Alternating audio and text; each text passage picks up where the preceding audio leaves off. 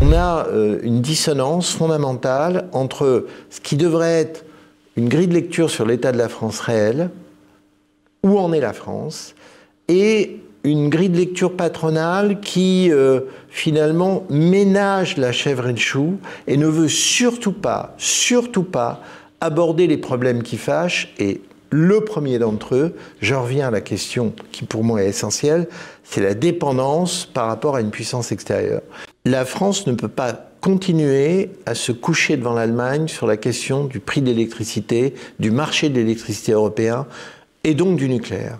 Et là, il y a une partie de bras de fer entre Paris et Berlin qui va être essentielle et il faut vraiment souhaiter que la France remporte cette partie de bras de fer. Quand Emmanuel Macron a sorti son plan à horizon 2030 ou 2035, une semaine avant, le premier chapitre de ce plan portait sur les énergies renouvelables.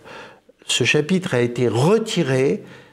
Il avait été fait par un grand cabinet d'audit anglo-saxon et il a été remplacé par un chapitre qui remettait en selle l'industrie nucléaire.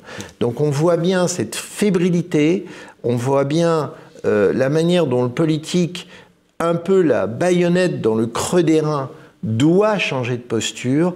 Et le sujet du nucléaire, c'est un sujet majeur. Si la France continue à se coucher devant l'Allemagne sur le prix de l'électricité, ça sera une défaite qui n'est pas que symbolique. On ne peut pas aborder la Chine avec la grille de lecture de l'INSEAD.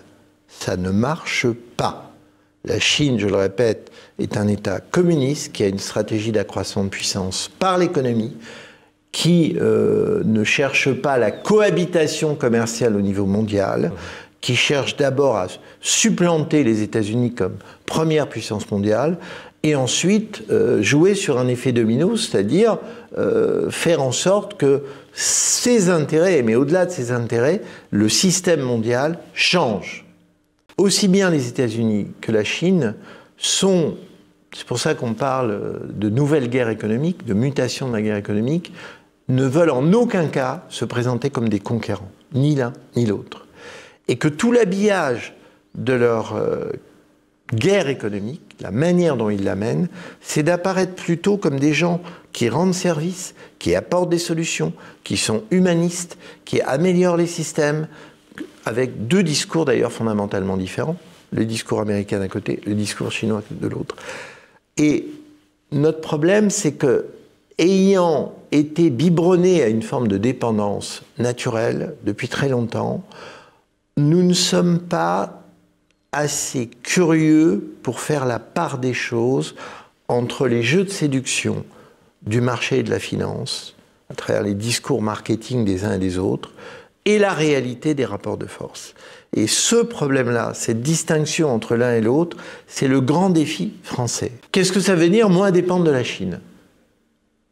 Ça veut dire que quand on a une industrie de luxe française dont certains groupes font 30% de leur marché en Chine, vous doutez bien qu'ils ne sont pas tellement pressés d'entrer sur ce terrain-là. Et on peut les comprendre d'ailleurs. Donc ça veut dire qu'il va falloir prendre des positions où on n'est pas influencé par ceux qui ont des intérêts en Chine.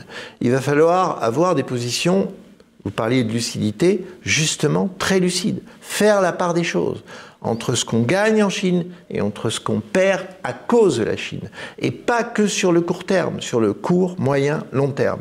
Pour faire ça, eh ben, il faut qu'un pays soit piloté pas seulement par des gens qui cherchent à gagner de l'argent, mais piloté par des gens qui retrouvent un peu une dimension de servir la France au-delà du baromètre « je gagne de l'argent ».